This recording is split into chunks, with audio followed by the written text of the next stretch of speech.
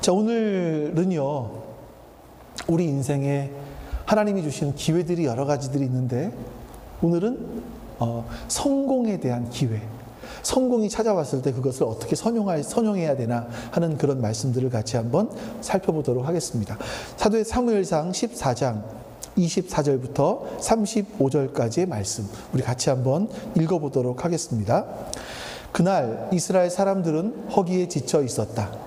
사울이 군인들에게 내가 오늘 저녁에 적군에게 원수를 갚을 때까지 아무 것이라도 먹는 사람은 누구든지 저주를 받을 것이다 하고 맹세시켰기 때문에 군인들이 모두 아무것도 먹지 못하였다. 거기에 있던 모든 군인들이 숲으로 들어갔다. 들녘의 땅바닥에는 꿀이 있었다. 군인들이 숲에 이르러서 보니 벌집에서 꿀이 흘러나오고 있었다. 군인들은 맹세한 것이 두려웠기 때문에 아무도 그것을 손가락으로 찍어다 입에 대지 않았다. 그러나 요나단은 자기의 아버지가 군인들에게 그런 맹세를 시킬 때에 듣지 못하였으므로 손에 들고 있던 막대기를 내밀어 그 끝으로 벌집에 든 꿀을 찍어 빨아먹었다. 그러자 그는 눈이 번쩍 뜨이고 생기가 넘쳤다. 그때 군인들 가운데 어떤 사람이 나서서 그에게 알려주었다. 임금님이 누구든지 오늘 무엇을 먹는 사람은 저주를 받을 것이라고 하시면서 모든 군인들에게 철저히 금식하도록 맹세를 시키셨습니다. 그래서 군인 이렇게 지쳐 있습니다. 그러자 요나단이 탄식하였다. 나의 아버지께서 이 나라를 어렵게 만드셨구나. 생각하여 보아라.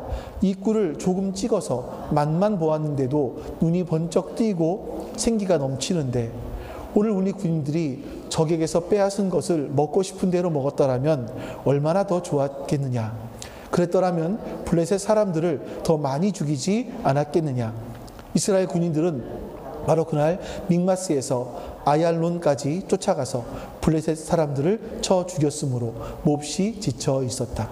그래서 군인들은 약탈하여 온 것을 그 가운데서 양과 소와 송아지를 마구 끌어다가 땅바닥에서 잡고 핏째로 고기를 먹었다. 사람들이 이 사실을 사울에게 알렸다. 보십시오. 백성들이 핏째로 고기를 먹어 주님께 죄를 지었습니다. 사울이 말하였다. 당신들은 하나님을 배신하였소. 큰 돌 하나를 여기 나 있는 곳 들려오시오. 사울이 또 지시하였다. 이들은 백성에게 두루 다니며 알리시오. 이제부터는 누구든지 소나 양을 내게로 끌고 와서 이 돌 위에서 잡아서 먹도록 하고 고기를 핏째로 먹어서 주님께 범죄하지 않도록 하라고 이르시오. 그날 밤에 백성들은 제각기 자기들이 차지한 소를 끌어다가 거기에서 잡았다. 그리하여 사울이 주님께 제단을 하나 쌓았는데 이것이 그가 주님께 쌓은 첫 제단이었다. 아멘. 우리가 지난주에는 저는 굉장히 개인적으로 굉장히 중요한 말씀이었다는 생각이 들어요. 우리 인생 가운데 위기는 반드시 찾아옵니다. 그때 우리가 어떻게 대처해야 되는가 하는 것들을 배웠죠. 4가지가 있었습니다. 첫 번째는 위기가 찾아왔을 때는 충분한 시간을 가지라는 거였어요. 위기가 왔다 그래서 두려워서 급하게 대하지 말고 좀 시간을 갖고 위기를 보아라. 두 번째는 두려움 때문에 내가 조급하게 행동하지 말자. 세 번째, 언제 행동하냐? 내 안에, 내 마음속에 하나님이 주시는 평화가 찾아왔을 때 행동을 하자. 네 번째, 또한 정말 중요하게 기억해야 될 것은 위기는 하나님께서 가장하고 찾아오게 한 하나님의 복이라는 것을 기억하자. 이거였습니다. 살다 보면 위기는 옵니다. 그 위기가 왔을 때 어떻게 대처해야 될지를 모르면 당황할 수가 있죠. 그러나 이렇게 대처해야 되는구나 라는 것을 알게 되면 우리는 침착하게 위기에 대응할 수 있을 겁니다. 여러분들과 제가 이것을 꼭 기억해야 될 것 같습니다. 근데 또 하나, 하나님은 우리에게 위기만 주시는 것이 아니라 성공도 주세요. 이게 그 성공이라는 게 그 뭐 꼭 세상에서 탑의 자리에 올라가는 그것만을 말하는 것이 아닙니다. 내가 뭐 투자를 했더니 투자가 대박 나는 거 이것만을 말씀드리는 건 아니에요. 하나님이 주시는 성공이 있죠. 이것이 크고 작은 성공들, 이것을 성취감이라고 말할 수 있을지 모르겠어요. 저는 성취감이 굉장히 중요할 것 같다라는 생각들이 들어요. 작은 성공들, 큰 성공들을 경험하면서 내 안에 성취감이 있을 때 그것이 나를 움직이는 원동력이 되기도 하거든요. 그래서 성취감도 굉장히 중요하겠다라는 생각이 듭니다. 자, 근데 어쨌든 하나님께서 우리의 인생 가운데 실패를 주시는 경우도 있지만 성공을 주시는 경우도 있어요. 여러분, 실패가 위험할까요? 성공이 위험할까요? 위험한 것으로 친다면 사실은 성공이 더 위험합니다. 왜냐하면 실패했을 때는요, 사람들이 일반적으로 겸손해져요. 내가 살아남기 위해서 애를 쓰기도 하고요, 뭔가 더 배워보기 위해서 더 애를 쓰기도 합니다. 물론 그게 어떤 사람들은 될 대로 되라, 자포자기하는 경우도 있겠지만 일반적인 경우는 실패 가운데 더 많이 배우게 됩니다. 근데 성공하게 되면요, 일반적으로 보면 사람들이 교만해져요. 마음이 해이해지고요, 더 이상 배울 것이 없다라고 생각을 하게 됩니다. 그래서 어떤 공동체나 어떤 개인들이 무너지는 것들을 봤을 때는 성공한 이후에, 성공을 맛본 이후에 무너지는 경우들을 종종 봅니다. 그래서 이렇게 얘기를 하죠. 샴페인을 너무 일찍 터뜨렸다. 이런 얘기들을 하는 이유가 거기 있는 것 같습니다. 그래서 여러분, 위기 상황을 어떻게 극복해서 실패를 모면하느냐도 중요하겠지만 성공이 나를 찾아왔을 때 여러분에게 성공이 찾아올 거예요. 성공하시게 될 거예요. 그런 크고 작은 성공들이 올 거예요. 그때 내가 어떻게 그 성공들을 다루느냐, 성공들을 선용하느냐에 따라서 우리는 인생이 뒤바뀔 수 있다는 거죠. 우리는 그것을 오늘 본문에서 살펴봐야 될 것 같습니다. 하나님이 주신 성공의 기회가 찾아온 사람이 사울이에요. 근데 불행하게도 이 사울은요, 성공의 기회가 찾아왔지만 이것을 진정한 성공으로 이루지 못하고 오히려 나락의 길로 빠져들어가게 됩니다. 자, 오늘은 여러분과 함께 먼저 14장 전체를 볼 건데요, 오늘 읽었던 본문은 24절 이후부터란 말이죠. 그래서 그 전에까지 내용은 제가 여러분들에게 줄거리로, 이야기로 말씀을 드리겠습니다. 자, 오늘 말씀은 지난주에 말씀드렸던 것의 연장이에요. 블레셋이 이스라엘을 치기 위해서 믹마스로 막 모여들기 시작을 했습니다. 근데 모여든 사람들이 어마어마한 거예요. 엄청난 마차와 기병들과 셀 수 없을 만한 군인들이 믹마스로 막 모여들기 시작을 했습니다. 이것을 보고 이스라엘 사람들이 너무나 두려워서 어떤 사람들은 굴이나 웅덩이에 숨었고, 어떤 사람들은 요단강 건너 도망을 갔고, 어떤 사람들은 두려워 떨면서 체면 때문에 거기를 떠나지 못하고 남아 있었습니다. 자, 근데 이때 어떤 일이 있었냐면 요나단이 자기의 무기 든 자와 함께 그 블레셋의 전초 기지가 있는 곳으로 들어가요. 자, 참고로 여러분, 당시 이스라엘 사람들은요, 철을 가공할 만한 기술이 없었습니다. 원래 이집트에 있을 때 그것을 배웠어요. 근데 이 블레셋이 계속 이스라엘 사람들을 침공하면서 납치해 간 게 누구냐면 철을 가공하는 사람들을 납치해 갔어요. 그러니까 블레셋만이 철을 가공할 기술을 갖고 있기 위해서 이스라엘 사람들은요, 철을 가공할 기술을 가진 사람들을 다 납치해 간 거죠. 그래서 농사를 짓기 위해서 철기구가 필요하잖아요. 그러면 이스라엘 사람들은 블레셋에 가서 돈을 내고 그 농기구들을 벼려와야만 했다는 거죠. 자, 근데 그 중에서 유일하게 철로 된 무기를 갖고 있는 사람들이 있었으니 왕과 왕의 아들이었습니다. 근데 이 사울이나 또 사울의 아들 요나단 같은 경우는요, 이제 자신이 무기를 들고 다니는 것이 아니라 옆에, 너무나 중요한 거니까 옆에 무기를 든 자가 함께 따라다녔습니다. 그 싸울 때, 야, 무기! 칼을 주는 거예요. 그러면 싸우는 거예요. 야, 창! 그러면 창을 줘요. 그럼 창 가지고 싸우는 거예요. 옛날에는 이렇게 전쟁을 했단 말이에요. 근데 요나단이 이 무기를 든 사람과 둘이서 블레셋의 전초 기지로 가요. 근데 이때 요나단의 마음이 어땠는가? 이제 제가 요나단의 상황들까지 더 설명을 드리면, 야, 이게 하나님께서 이 사울의 잘못된 모습들을 보여주기 위해서 요나단과 대비시키나 보다라는 생각이 들기도 하는데, 오늘 요나단의 큰 이야기들은 뺄 겁니다. 자, 근데 말씀 볼게요. 14장 6절. 요나단이 어떤 마음으로 갔나 보세요. 요나단이 무기를 든 젊은 병사에게 말하였다. 같이 읽습니다. 저 할례 받지 않은 이방인의 전초 부대로 건너가자. 주님께서 도와주시면 승리를 거둘 수 있다. 주님께서 허락하시는 승리는 군대의 수가 많고 적음에 달려있지 않다. 지금 요나단의 모습과 사울의 모습과 얼마나 다릅니까? 사울은 자신의 군인들이 막 도망가는 것 때문에 두려워서 쩔쩔매고 있었어요. 근데 요나단은 하나님께서 허락하시는 승리는 군대의 수가 많고 적음에 있지 않다 하면서 몇 명이 간다고요? 요나단과 무기 든 사람 2명이 전초 부대로 가는 거예요. 전초 부대는 그러니까 많은 사람들이 모여있진 않았죠. 자, 근데 그때 상황을요, 여러분 이렇게 얘기합니다. 같이 또 읽어볼게요. 15절 말씀 시작. 이때 블레셋 군인들은 진 안에 있는 군인들이나 싸움터에 있는 군인들이나 전초 부대의 군인들이나 특공대의 군인들이나 모두가 공포에 떨고 있었다. 땅마저 흔들렸다. 하나님이 보내신 크나큰 공포가 그들을 휘감았다.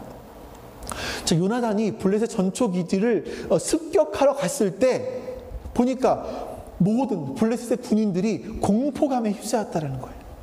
거기다가 아마 지진까지 나서 더 그랬던 것 같아요. 땅이 흔들리는 지진까지 일어나게 됐고요. 근데 이 공포가 어디서 왔다고요? 하나님이 보내신 크나큰 공포였다. 하나님이 주신 크나큰 공포가 그들을 휘감았다라고 말씀하고 있는 거죠. 그리고 16절 같이 읽어보겠습니다. 베냐민 지역의 기브아에서 망을 보는 사울의 파수꾼들이 건너다 보니 수많은 블레셋 군인들이 아우성을 치며 이리저리 몰려다니고 있었다. 자, 여러분, 요나단은요, 하나님이 승리를 주시면 그 숫자에 상관이 없다라고 고백하면서 블레셋 전초 기지를 쳐들어갔는데 2명이서 사울은 뭐 하나 보세요. 지금 베냐민 지역의 기브아에서 망을 보는 사람들이 블레셋 군인들이 아우성을 치면서 이리저리 몰려다니고 있는 거예요.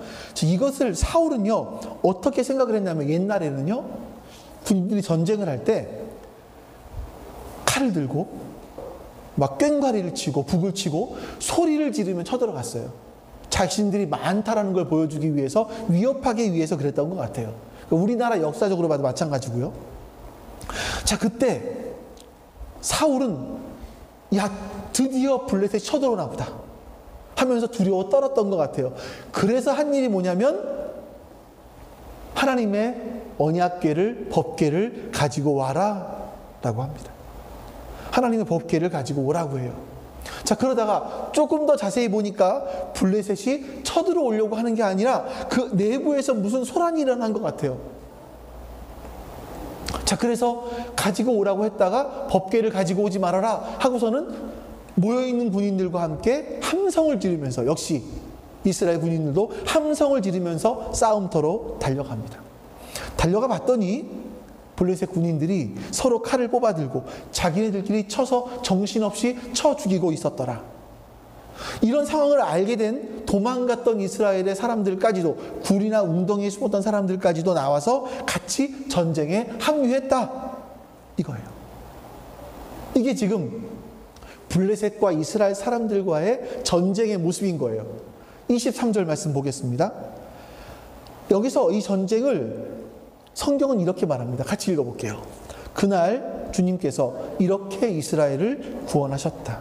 전쟁은 베다웬 너머에까지 번졌다. 앞에 것만 보시면 주님께서 이렇게 이스라엘을 구원하셨다. 그날. 여러분, 사울이 잘한 게 뭐가 있습니까? 사울이 한 게 뭐가 있죠? 그는 두려워 떨고만 있었습니다. 처음에는 자신감이 있었지만 상황을 보면서, 블레셋 군인들을 보면 두려워 떨고 있었어요. 그런데 하나님께서 사울에게 승리라고 하는, 성공이라고 하는 놀라운 은혜를 경험하게 해주세요. 사울은요, 얼떨결에 승리한 거죠. 얼떨결에. 다시 말하면 성공이 사울을 찾아온 겁니다.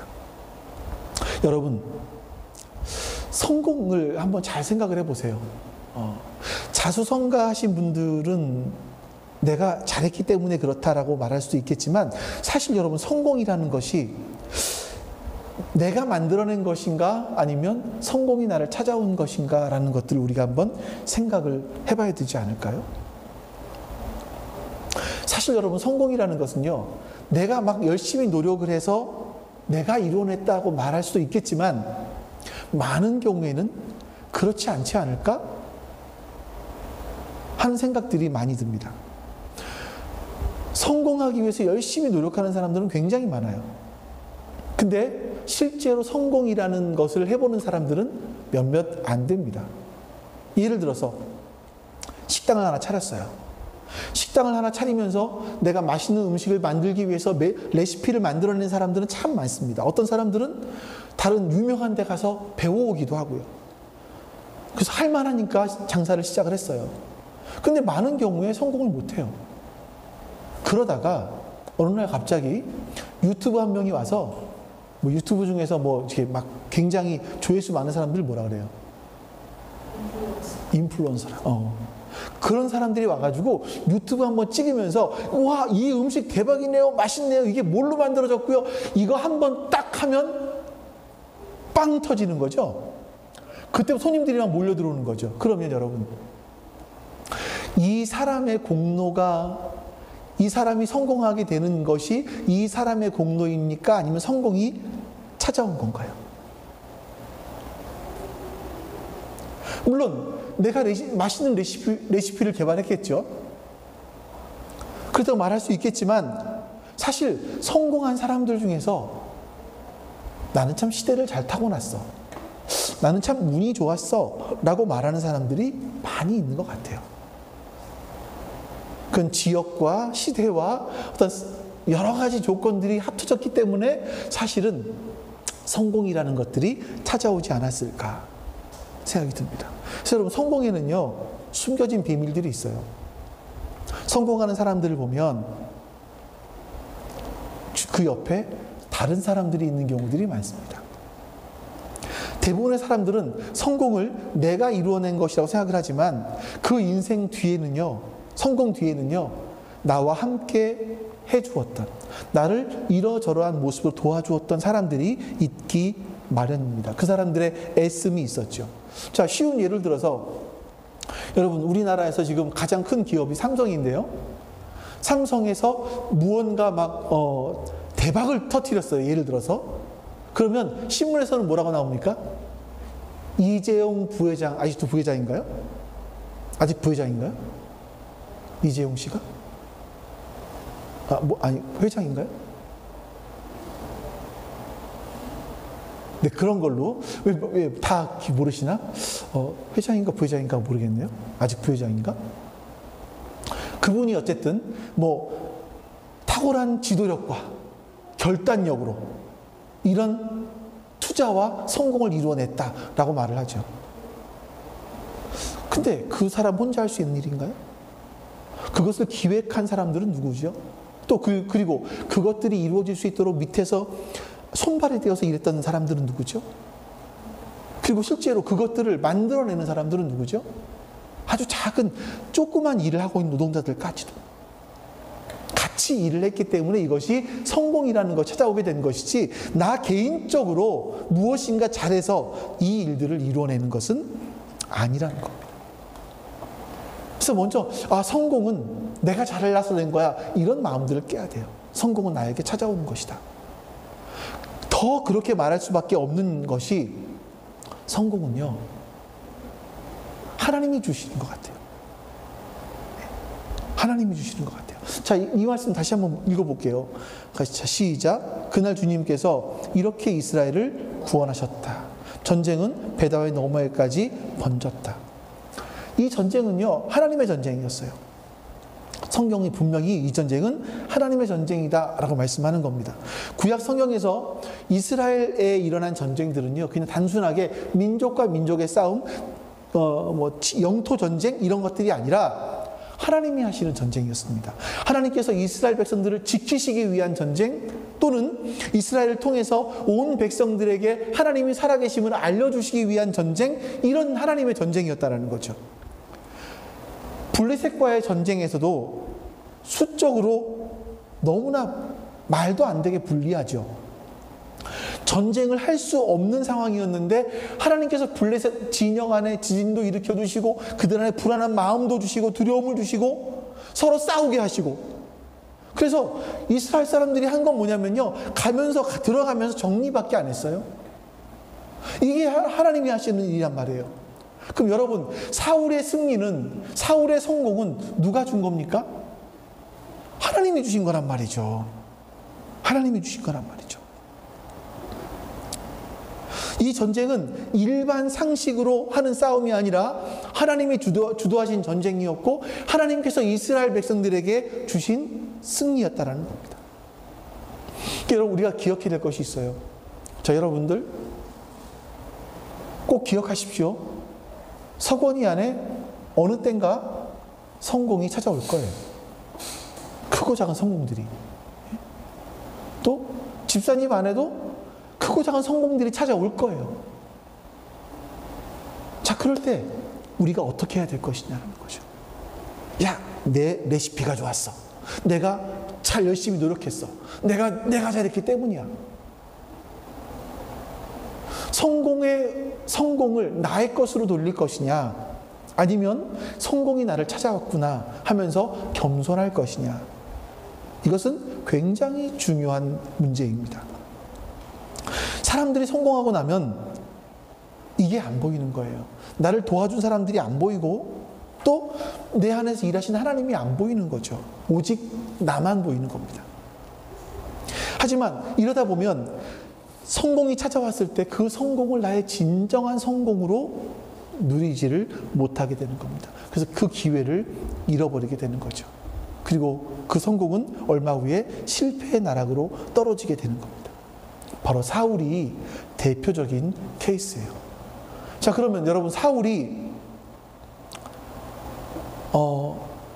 세상적으로 실패했다 그래서 왕에서 잘렸냐? 갑자기 왕을 안 하게 됐냐? 아니에요. 사울은 계속 왕을 했어요, 여러분. 그거의 성공과 실패의 차이, 우리가 보는 성공과 실패는 아니라는 거예요. 사울은요, 실패했다 그러면 갑자기 왕에서 종으로, 노예로 떨어졌냐, 이걸 말하는 건 아니에요. 사울은 왕을 계속했어요. 근데 실패하면서 하나님과의 관계가 멀어지기 시작했고 하나님이 그를 놓아버리신 거죠. 이런 것들을 기억하셔야 됩니다. 자, 첫 번째, 이 문제 속에는 답이 있어요. 여러분들 네 가지를 말씀드릴 건데 이 문제 속에는 답이 있습니다. 진정한 성공의 기회를 잃어버리는 이유가 뭡니까? 첫 번째는요, 하나님을 나의 성공의 수단으로 생각을 하기 때문에 그래요. 이게 정말 큰 것 같아요. 첫 번째, 두 번째가 비슷해요. 우리 18절, 19절 말씀 읽어보겠습니다. 자, 시작. 그러자 사울은 아히야에게 하나님의 괴를 가지고 오라고 말하였다. 그때에는 하나님의 괴가 이스라엘 자손과 함께 있었다. 사울이 제사장에게 말을 하고 있는 동안에 블레셋 진영에서 일어난 아우성 소리가 점점 더 크게 들려왔다. 그래서 사울은 제사장에게 괴를 가지고 오지 말라고 하였다. 이 괴라는 말이 사실은 72역 같은 데 보면 에봇이라고 되어 있습니다. 에봇이 뭐죠? 제사장들이 입는 옷이죠. 제사장들이 입는 옷, 이 앞에는, 흉배 앞에는, 속 안에는 뭐가 들어있었는지 기억하십니까? 네, 돌이 들어있었어요. 뭐죠? 뭐라 그랬죠? 네, 우밈과 둠밈. 왜 제가 오늘 단어가 생각이 잘 안 나요? 여러분 이해해 주세요. 우밈과 둠밈이 들어있었어요. 이건 뭐냐면 하나님 앞에 기도하고 이게 하나님 해야 될까요? 말아야 될까요? 하면서 제비를 뽑았던 그런 것들이 이 안에 들어있었어요. 근데 이제 에봇이거나 하나님의 괴이거나 이게 중요한 것은 아니기 때문에, 자, 본문에 보시면 블레셋 진영에서 아우성 소리가 들립니다. 처음에 사울은 드디어 블레셋이 쳐들어오는구나 이런 생각을 했단 말이죠. 가슴이 철렁했습니다. 그래서 다급하게 무서워서 도망간 군인들이 얼마 남아있는지, 도망가고 군인들이 얼마나 남아있는지 그 숫자를 확인을 해요. 그리고 하나님의 괴를 가지고 오라고 합니다. 이 하나님의 괴 또는 에봇을 왜 가지고 오라고 했을까? 이 사무엘상 4장에 보면요, 이미 이스라엘 사람들은 전쟁터에 하나님의 괴를 가지고 옴으로 말미암아 전쟁에 지고 하나님의 괴를 빼앗긴 경험들이 있어요. 이때도 블레셋과의 전쟁이었습니다. 근데 전쟁에 지게 되니까 장로들이 하나님의 언약궤를 가지고 옵시다. 그 사람들의 마음속에 하나님의 언약궤라는 건 하나님이 함께 하신다라는 상징이었고요. 이 하나님의 언약궤가 있는 한 우리는 전쟁에 지지 않는다라는 이런 마음들이 있었어요.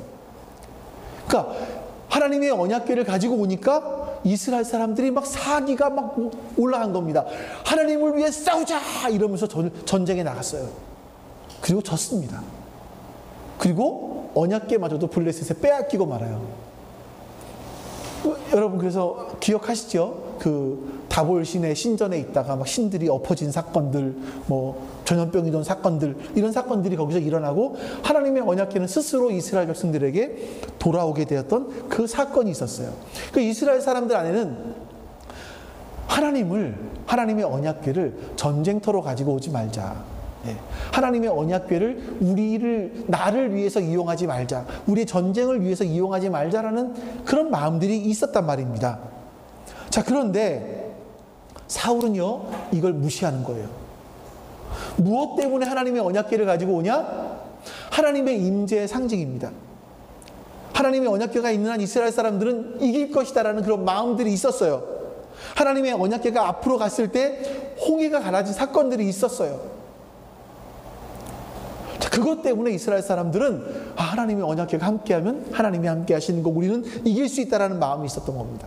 그러니까 사울은요, 사람들의 마음을 모으기 위해서 하나님을 이용하고 있는 거예요. 사울은 자기가 지금 하고 있는 전쟁에서 승리하기 위해서, 성공하기 위해서 하나님을 수단으로 전락시켜버린 거죠. 그러다가 얘네들이 전쟁 쳐들어오는 게 아니네 하고서는 언약궤를 가지고 오지 마 이러잖아요. 이게 사울의 모습입니다. 여기서 우리가 사울의 모습을 볼 수 있어야 돼요. 여러분, 신앙이 문제가 생겼을 때는 어떻게 생기냐면 자꾸만 신앙이요, 종교적으로 흘러갑니다. 종교적으로 흘러간다는 건 뭐냐면, 내가 혹시 요거 안 하면 하나님이 나에게 벌 주시지 않을까? 또는 이렇게 하면 하나님이 나에게 복 주시지 않을까? 나를 위한 목적으로 하나님을, 내 신앙 행위를, 종교 행위를 하기 시작하는 거예요. 이게 정말 무서운 거거든요. 여러분, 하나님이 우리에게 원하시는 것은요, 하나님을 수단으로 사용해서 이 땅에서 내가 원하는 것을 얻어내는 것이 아니라 하나님 자신이 우리의 목적이 되길 원하세요. 하나님은 하나님 자신이 우리의 인생의 목적이 되기를 원하신다는 거죠. 하나님은 내가 성공하는 것보다 내가 하나님과의 관계가 깊어지고, 그래서 내가 하나님의 뜻을 깨닫고 내가 하나님의 목적을 따라가는 걸 더 중요하게 보신다는 거예요. 그렇기 때문에 우리가 잘 되고 승승장구할 때 더더욱더 우리의 목적이신 하나님을 예배할 수 있어야 된다는 겁니다. 진짜 여러분, 뭐가 잘 될 때 우리는 더 하나님께 예배하셔야 돼요. 왜냐하면 예배하다 보면요, 그 전의 상황 가운데서는 사람들이 내게 집중해요. 나에게 집중해요. 내 상황 가운데 집중해요. 근데 진짜 하나님을 예배하기 시작하면요, 나에게 집중하던 시선이 하나님께로 옮겨지기 시작합니다. 그러면 내가 너무 이거 위급해, 급박해, 이거 내가 처리해야 돼 이랬는데, 이러다가 내 시선이 하나님께로 돌아가기 시작을 하는 거예요. 그럼 이런 마음들이 들죠. 그래, 이 모든 것들이 하나님의 것인데, 이 전쟁이 하나님께 속한 것인데, 내가 발버둥 쳐서 되는 것만은 아닌데, 내가 열심히 노력을 해야겠지만 내가 노력하는 것만으로 결과가 이루어지는 것은 아닌데, 하나님이 주셔야 되는 것인데 라는 생각들이 들어오기 시작을 합니다. 그러면 내 마음이 안정이 되죠. 그리고 상황들을 정확하게 볼 수 있게 되는 거예요. 그 시간을 가지고 상황들을 보기 시작하고 내 마음속에 하나님의 평화가 찾아오기 시작을 하죠. 그러면 그때 가서 하나님께 어떤 일들을 할 수 있는 겁니다. 그래서 여러분 예배가 중요한 거예요. 그래서 어떤 분은요, 여러분 혹시 회사에서, 봉준 집사님, 회사에서 커피 브레이크 타임 가져요? 어? 전체가 같이 가져요? 아니면은 개인적으로 필요할 때마다 가져요? 아, 팀별로? 필요할 때 이렇게? 그래서 저는요, 그분은 예배 브레이크 타임 가져봐라 라고 얘기합니다. 짧은 시간 동안에 여러분들이 그 기도하는 거 있잖아요. 동작하는 것처럼 내가 분주한 내 삶 속에서 잠깐 커피 마시고 커피 마시고 쉬면서 하는 것처럼, 시간을 갖는 것처럼 잠깐 동안 내가 하나님께 집중하면서 하나님을 찬양할 수 있는 그런 시간을 가져봐라. 예배 브레이크라고 얘기를 하더라고요. 잠깐 쉬는 동안. 하루에 2분 정도, 3분 정도. 그러니까 예배라는 건 뭐 찬송하고 말씀 듣고 이것만 예배는 아니거든요. 여러분들 정 안 되시면 이어폰 가지고 내가 좋아하는 찬송 하나 들으시면서요. 꽂고 들으시면서 그 찬송에 한번 깊이 들어가 보시는 거예요. 그리고 그 찬송의 그 고백들 있잖아요. 그 고백들을 내가 하나님 맞습니다. 하나님은 이런 분이십니다. 하나님은 이런 분이세요. 이 찬송 작사자의 고백이 나의 고백입니다. 라고 고백하는 시간. 그것도 여러분 예배예요.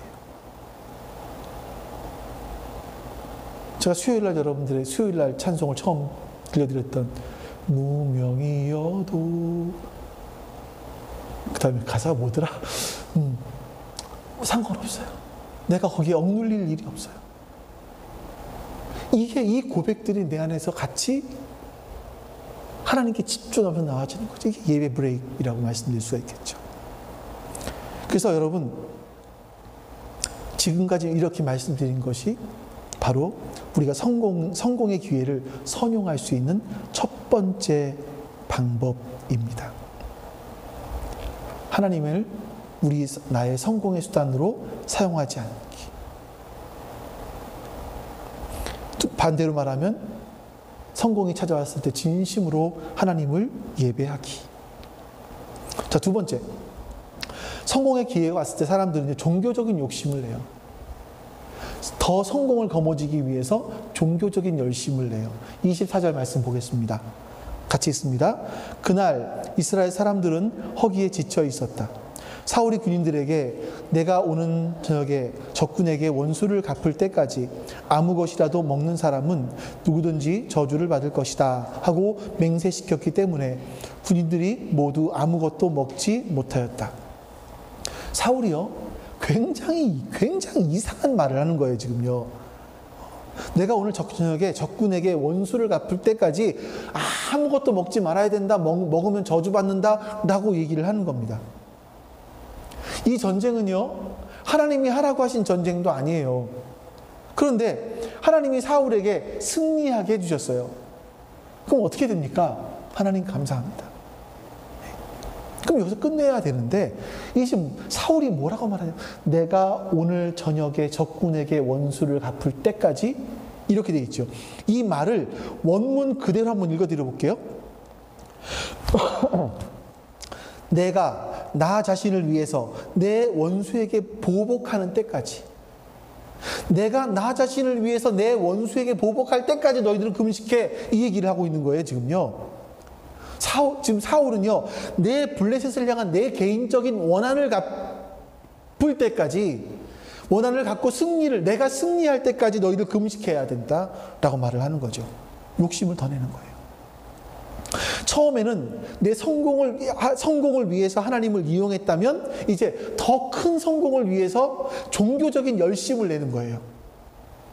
사람들은요, 내가 종교적인 열심을 내면 하나님께서 내게 어떤 보상으로 내가 원하는 이 땅의 것들을 들어주실 거라 생각을 해요.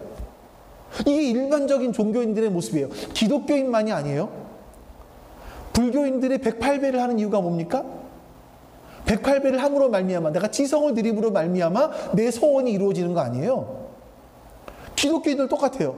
어떤 사람들이 1000번제를, 옛날에 한 목사님은, 어떤 분은 자식을 위해서 1000번제 한번 안 하면 되겠냐, 이런 얘기도 해요. 자식을 위해서 1000번 정도 하루에 매일 아침마다 해야 되지 않겠냐. 물론 거기는 헌금이라는 게 들어가 있겠지만요. 그런 얘기도 해요. 그렇게 지성을 드려야 하나님께서 하늘이 움직이고,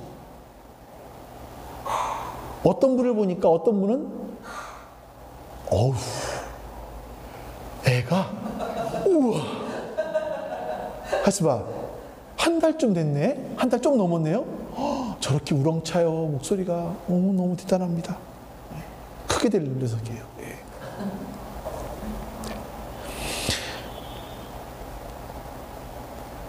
그러면서 잊어버렸어요. 어디까지 했는지. 우리가 종교적인 열심을 내서 이 땅에서 어떤 보상을 받기를 원하는 거예요.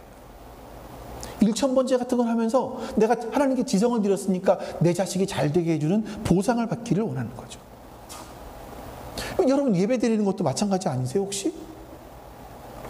예배 드릴 마음이 있어서 예배 드리고, 오늘은 예배 드릴 마음도 없네, 예배 안 드리고, 이건 이미 예배가 아닌 거죠. 오늘날 그리스도인들은 하나님께 내 마음을 드리기 위해서 예배 드리기보다 때로는요, 습관적으로, 한편으로는 예배를 안 드리면 뭔가 내게 안 좋은 것이 있을 것 같고 찝찝해서, 죄책감을 덜어버리기 위해서, 또 예배 드리는 것이 나에게 어떤 좋은 말을 듣고 하니까 유익함이 있어서, 또 한 가지가, 이런 예배를 통해서 내가 하나님께 지성을 드리면 하나님께서 감천하시고 내게 복을 주시지 않을까라는 기대감으로 예배를 드리는 경우들이 있습니다. 예배를 나의 성공의 수단으로, 더 큰 성공을 가져오는 수단으로 생각을 하는 겁니다. 여러분, 예배라는 것은요,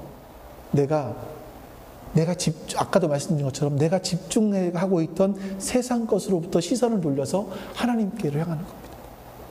거기서 하나님의 뜻을 발견하고, 하나님이 진정 원하시는 것이 무엇인지를 보고 하나님의 뜻을 행할 수 있도록 되는 것이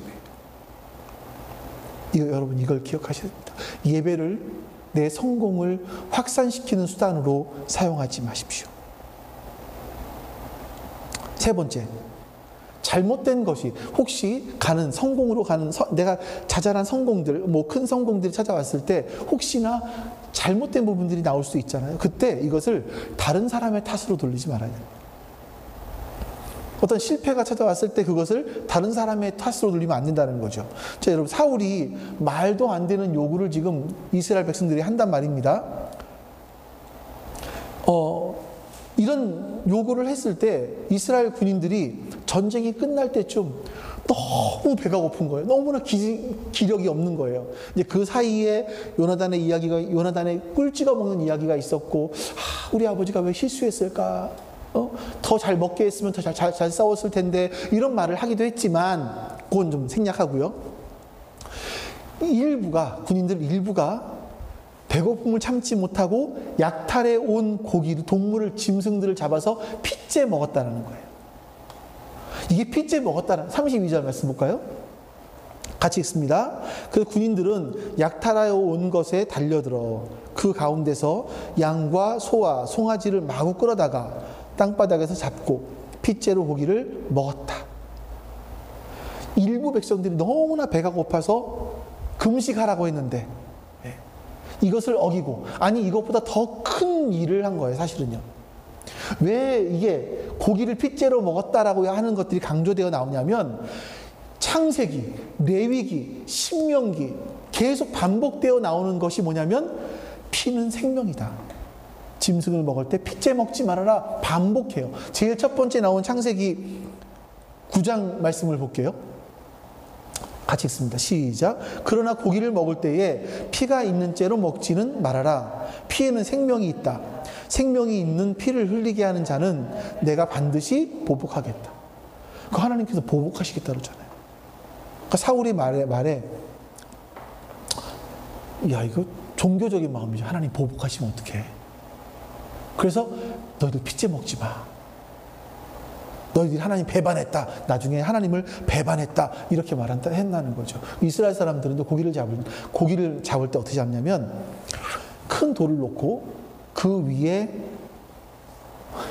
설교 시간에 목을 따서 목을 밑으로 향하게 놓고 피를 쭉 뺀 다음에 고기를 먹어요. 아니면 잡아서 밧줄에 거꾸로 매달아서 피를 뺀 다음에 요리를 해서 고기를 먹습니다. 이게 이스라엘 사람들의 모습이에요. 근데 핏째 먹었단 말이에요. 자, 그러자 사울이 33절에서 이렇게 말합니다. 자, 읽어볼게요. 사람들이 이 사실을 사울에게 알렸다. 보십시오. 백성들이 핏째로 고기를 먹어 주님께 죄를 지었습니다. 사울이 말하였다. 큰 돌 하나를 여기 나 있는 곳으로 굴려오시오. 아, 참. 핏째 고기를 먹었다고 하니까 여러분들 혹시 뭐 선지 이런 거 드시는 거, 내가 선지 먹으면 하나님이 나한테 보복하시나? 저 선지국 굉장히 좋아합니다. 예, 잘 먹습니다. 구약시대 때 말씀이고 지금 우리에게 향한 그런 말씀은 아니에요. 이 구약에 있는 말씀들은 예수님 때에 완성이 되었어요. 예수님으로 완성이 된 거죠. 우리는 거기에 얽매일 필요가 없는 겁니다. 네. 다 예수님을 향한 예표이기 때문에 그런 것이고. 자, 이런 보고를 받자 사울이 뭐라 그럽니까? 당신들은 하나님을 배신하였어. 이렇게 얘기해요. 잘못된 부분이 이게 지금 왜 사람들이 이런 행동을 했는지 그 원인을 파악하고 문제점을 찾아서 그걸 해결해야 되는데 이걸 하지 않고 원인을 누구에게 돌려요? 군인들. 너희들은 하나님을 배반했다. 이렇게 말하는 거예요.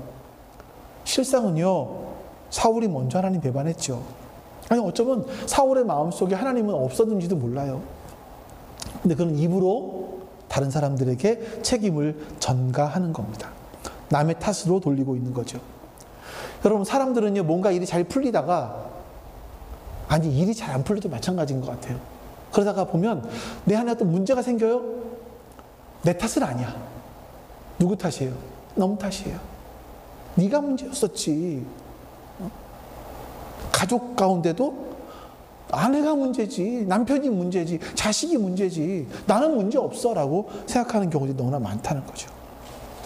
여러분, 그 왜 사람들이 그렇게 하냐면 성공하는 이유가 나 때문이라고 생각하기 때문에 그래요. 그 성공 뒤에 감춰져 있는, 숨겨져 있는 많은 사람들, 또 그리고 이것을 이루시는 하나님을 잊어버렸기 때문에 그런 거죠. 마지막입니다. 사람들이 성공을 진짜 진실한 성공으로 가져오지 못하는 이유가 뭐냐면 성공을 자기의 공으로 돌리기 때문에 그렇습니다. 사울이요, 굉장히 무서운 말을 해요. 백성들이 고기를 핏째 먹으니까 이거 안 되겠다 하면서 사울이 이런 명령을 내립니다. 읽어볼게요. 33절 하반절부터 시작. 당신들은 하나님을 배반하였소. 큰 돌 하나를 여기 나 있는 곳으로 굴려오시오. 하나님이 또 지시하였다. 당신들은 백성에게 두루다니며 알리시오. 이제부터는 누구든지 소나 양을 내게로 끌고 와서 이 돌 위에서 잡아서 먹도록 하고 고기를 핏째로 먹어서 주님께 범죄하지 않도록 하라고 이르시오. 그날 밤에 백성들은 제각기 자기들이 차지 소를 끌어다가 거기에서 잡았다. 그리하여 사울이 주님께 제단을 하나 쌓았는데 이것이 그가 주님께 쌓은 첫 제단이었다. 사울이 말합니다. 당신들은 하나님을 배반하였소. 이렇게 말하고 난 다음에 큰 돌 하나를 굴려오라고 해요. 어디로? 어디로? 나 있는 곳으로. 사울이 여기서 다 표시되어 있지 않지만 원문에 보면 나라는 말을 굉장히 많이 강조해요. 사울이 지금 돌을 하나 굴려오는데 내 앞으로 굴려오라 라고 이야기를 합니다. 그리고 내 앞에 있는 돌 위에서 그리고 백성들에게 두루다니면서 말하죠. 이제부터 누구든지 소나 양을 누구 앞으로?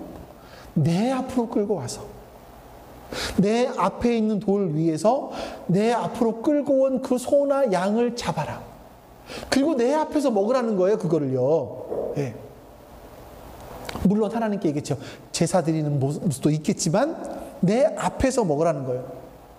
정 너희들이 배고프면, 고기를 먹고 싶으면 핏째 고기를 먹는 죄를 범하지 말고, 이 종교적인 실수를 하지 말고 내 앞으로 짐승을 가지고 와서 내 앞에 만들어 놓은 제단에서, 내 앞에 제단을 만들어 놓을 테니 내 앞에서 잡아서 하나님께 제물을 바치고 내 앞에서 고기를 먹어라. 사울은요, 나를 굉장히 강조하죠. 소나 양을 내 앞으로 끌고 와서 내 앞에서 내 앞에 있는 이 돌 위에서 제사를 지내고 먹는데, 내 앞이라는 거예요. 누가 전쟁에 이겼어요? 이기겠어요? 사울 자신이라는 거예요, 이게 지금. 내가 이런 승리를 하게 해준 장본인이 나니까 내 앞에서 누가 승리를 너희에게 주었는지, 이 고기를 누가 먹게 해 주었는지 그것을 확인하면서 먹으라는 거죠, 사울이 지금. 사울은요, 지금 하나님께 제사 지내라, 이 제단을 잡아라 라는 말을 하긴 하지만 사실은 그 예배의 중심에 내가 있는 겁니다. 사울이 쌓았던 첫 번째 제단이었다 말하는데, 이 정말 불행한 일 아닙니까? 지금까지 여러분, 사울이 한 게 뭐가 있어요, 여러분? 우리 전쟁을 너무나 잘 알잖아요. 보아왔잖아요. 2주에 걸쳐서 봤잖아요. 이 전쟁에 사울이 한 일이 뭡니까? 없어요, 사실은요. 벌벌 떨고 두려워 도망가고 하나님을 이용하려고 하고 이거밖에 없단 말이에요. 근데 하나님께서 승리를 주셨어요. 그러면 하나님께 감사해야 되는데, 사울은 지금 그 모든 공을 자기에게 돌리고 있는 거예요. 처음 하나님을 수단으로 사용하는 것부터 시작을 해서 마지막으로 모든 공로를 자기에게 돌리는 데까지 가면서 이제 하나님께 더 이상 사울에게 복을 주실 수 없는 그런 상황까지 치달아가고 있는 겁니다. 여러분, 우리가 오늘 본문을 통해서 하나님께서 우리 성공을 주실 때 그것이 진정한 성공으로 이어질 수 없는 4가지를 여러분들 보았어요. 거기 다 기록되어 있죠. 반대로 보면 우리에게 온 성공이 정말 진정한 성공, 하나님께서 주시는 성공, 이것으로 되어져 가기 위해서 해야 될 일이 4가지가 있습니다. 우리에게 크고 작은 성공이 찾아왔을 때 첫 번째, 우리의 목적이신 하나님을 예배하는 겁니다. 여러분, 진 집사님에게는요, 아이가 태어나는 아들을 바랬어요? 혹시 마음속에 있었어요? 부모님 바라셨죠? 신부님도 바라셨겠지? 어쨌든 작은 성공이 찾아왔어요. 가장 먼저 해야 되는 건 뭐예요? 예배 드리라는 거예요. 이 아이를 어떻게 하면 내가 원하는 목적으로 키울 수 있을까가 아니라 하나님께 예배 드리라는 거예요. 그러면서 하나님께서 이 아이를 향한 뜻이 무엇일까? 하나님께서 이 아이를 왜 우리에게 보내셨을까를 생각해 보라는 거예요. 그렇게 예배가 중요한 거예요. 두 번째, 예배를 통해서 우리의 시각을 하나님께 돌리는 거죠. 세 번째, 내가 잘못된 것이 있으면 그 이유를 다른 사람에게 찾는 것이 아니라 나에게서 찾기 시작하는 겁니다. 마지막으로 성공을 함께한 사람들과 그 성공을 나누는 겁니다. 나누는 거예요. 자, 이런 말을 여러분들께 드리면 혹시나 여러분 가운데 홍 목사는 성공을 책으로 배워서 저렇게 말하지, 실제 삶의 필드에 뛰어봐 그렇게 말할 수 있나 라고 말씀하실지 모르겠어요. 성공을 책으로 배웠다. 근데 저는 이렇게 생각을 해요. 하나님께서 보여주시는 이 원칙들이 있어요. 사울을 통해서 이 성공과 실패에 대해서 우리에게 보여주시는 원칙들이 있어요. 그걸 어떻게 대처해야 되는지 원칙들이 있어요. 하나님이 직접 사울에게 말씀하시고 간섭하시고 하면서 하시는 이 원칙들이 있어요. 근데 이걸 무시하고 세상의 원칙들을 따라가다가 성공처럼 보이는 것이 따라왔어요. 그럼 그게 성공이냐라는 거죠. 성공일까요? 아니요. 성공 아닙니다. 그 성공은 유지될 수도 없고 그런 성공이 찾아와 봐야 행복하지도 않습니다. 그건 잘못된 성공이에요. 우리나라에 더 심한데 잘못된 성공제일주의가 있어요. 성공만 하면 된다. 이런 생각들이 우리의 사회 곳곳에 들어가 있죠. 이런 생각들이 기독교 안에도 들어와 있고요. 하나님은요, 우리가 이 세상이 말하는 성공이 아니라 진정한 성공을 누리기를 원하세요. 여러분의 인생에도 여러분 분명히 크고 작은 성공들이 찾아오실 거예요. 찾아올 거예요. 그 성공들이 왔을 때 여러분들 그 기회를 잡으십시오. 그러기 위해서 이것은 하나님이 주신 선물이라고 생각하십시오. 잊지 마셔야 됩니다. 하나님이 나에게 주시는 선물이다. 위기도 선물이에요. 위기도 나를 더 만들어 가시기 위한 선물이지만 성공도 선물이에요. 이 성공들을 붙잡고 하나님이 나에게 주셨구나 하면서 감사함으로 나가야 됩니다. 그래서 여러분 사울과 같은 인생을 살지 마세요. 오히려 반대의 인생을 살아가세요. 시간이 지나면 지날수록 성공하면 성공할수록 점점 더 겸손해지고 점점 더 내가 있어야 될 자리가 어디인지를 발견하게 되고, 그래서 하나님이 너무나 기뻐하셔서 그 성공보다 더 많은 것들을 우리에게 주시는 선순환들이 우리에게 일어날 수 있기를 주님의 이름으로 축원합니다. 하나님은요 마음껏 복 주고 싶어 하세요. 정말 그러신 거예요. 요즘에 그런 생각들이 들어요. 하나님은 마음껏 복을 주고 싶어 하세요. 근데 문제는 얘한테 복을 주면 얘가 헤매지 않을까? 우리가 복을 주셨을 때 헤매지 않는 사람이 되어야 되는 거예요. 여러분 가운데 지금 위기 안에 있고 어려움 가운데 있는 사람들이 있을 수 있어요. 그러면 여러분 지난주 말씀을 한번 기억해 보세요. 자, 그리고 그것을 잘 이겨내시고 다시 하나님께서 이번에는 성공이라는 기회를 주셨을 때 그것을 잘 사용하셔서 그것이 크던 작던 이걸 잘 사용하셔서 하나님께서 보실 때 정말 큰 성공을 주시는 그런 은혜까지 우리 가운데 있을 수 있기를 주님의 이름으로 축원합니다. 아멘. 하나님, 내 이름이 세상에 알려지지 않아도 내가 공허하지 않은 것은 난 예수님으로만 만족하기 때문이고, 내가 고난 중에도 이 고난을 견뎌낼 수 있는 것은 주님께서 나를 향하신 계획이 있음을 믿기 때문입니다. 내가 가난하지만 부족하지 않은 것은 예수 안에 부요함이 있기 때문이고, 내가 실패했지만 일어설 수 있는 것은 예수님은 승리이시기 때문입니다. 내가 예수로 충만할 때 세상의 화려함이 부럽지 않다고 이 작사자가 고백한 것처럼 하나님, 우리가 예수님으로 충만하게 해주시옵소서. 내 마음이 예수님으로 가득하게 해주시옵소서. 그래서 우리에게 승리가 찾아왔을 때 사울처럼 실수하지 않고 오히려 더 그 승리 가운데 겸손해지고 하나님께 집중하며 하나님을 예배할 수 있는, 하나님께 영광을 돌릴 수 있는 그런 우리가 될 수 있도록, 그래서 그 승리가 우리에게 선순환이 될 수 있도록 주님 역사해 주시옵소서. 오늘 하나님 주신 말씀들을 기억하며 우리가 삶을 살아갈 수 있도록 도와주시기를 주님 원하옵고 기도하옵나이다. 여호와는 내게 복을 주시고 너를 지키시기를 원하며, 여호와는 그의 얼굴을 내게 비추사 은혜 베푸시기를 원하며, 여호와는 그 얼굴을 내게로 향하여 두사 평강 주시기를 원하노라. 아멘.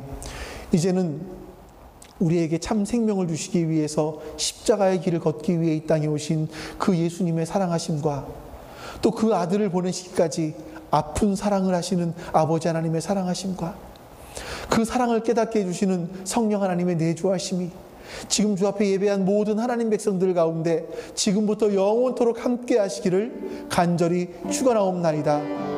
아멘.